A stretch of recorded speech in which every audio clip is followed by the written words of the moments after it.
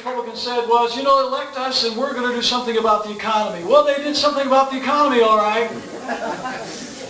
Yeah, right. It doesn't work. You know, somebody said, you know, well, you got, with one thing between the two parties that they might can have a difference is, well, the way they treat the economy. Yeah, there's a difference.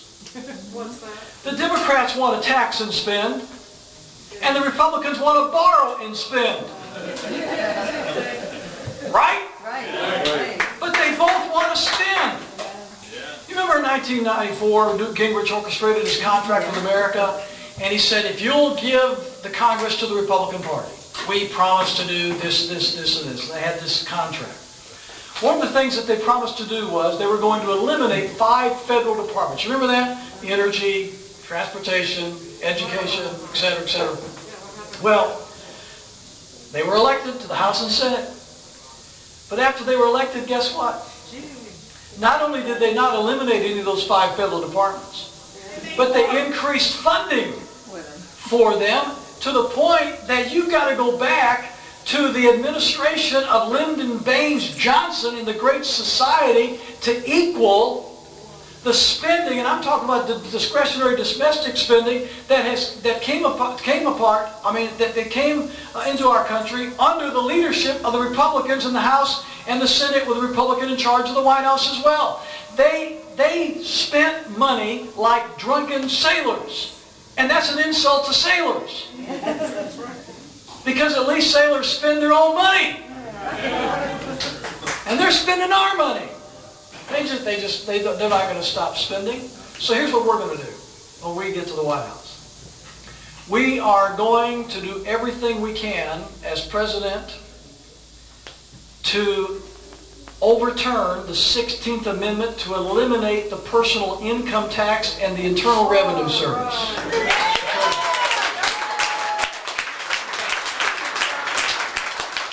The problem is not that we don't have enough money going into Washington, D.C. The problem is that we have people in Washington that are going to spend everything they have and more than they have. My dad taught me when I was growing up, he said, son, you always remember this. If your outgo exceed your income, your upkeep will be your downfall. And it doesn't matter whether you're a family, whether you're a business, or whether you're a nation. That principle is still true.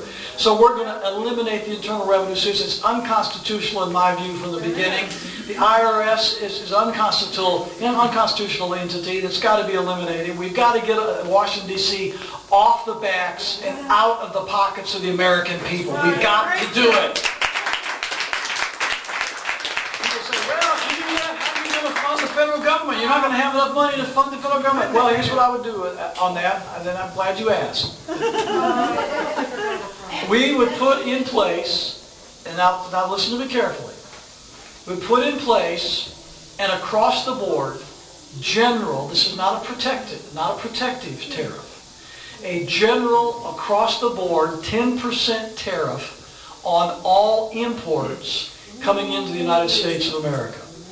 That would match the constitutional prescription. The Constitution requires that the federal government be funded by duties, imposts, and tariffs. It matches the constitutional requirement for the function of the federal government without burdening the American people and requiring them to do something that is unconstitutional to begin with. What this would do would allow the federal government to have that which it needs to subsist, but not to have all of the money that it would want, so that it could increase spending at will. The spending would be dependent upon income, which would limit the spending of the federal government, which was what the vision of the Founding Fathers intended to begin with. That would meet the demands of our economy. It would meet the demands that were needed by the government. At the same time, it would provide more freedom, more opportunity, more productivity by the American people. Without NAFTA, without CAFTA, without OSHA, without all these federal intrusions into our economy, the American people could begin to produce again. We'd be able to put our country back to work again, bring our jobs back to America again. And there's no question in my mind that when you unleash the productivity and the genius of the American people, there is no nation on the face of the world that can do it any better than we can do it.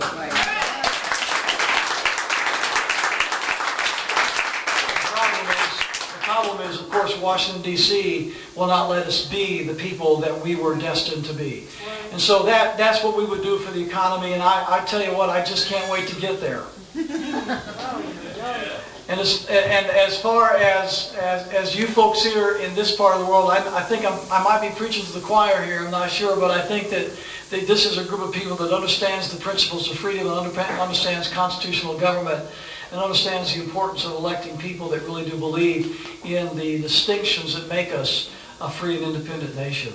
I want to begin where I began this morning, and that is to say to you that I believe that all of our issues that we're dealing with, all of the points and counterpoints, all of the arguments and the debates that we might have relative to all of these issues are moot if we do not maintain the freedom and the independence of these United States.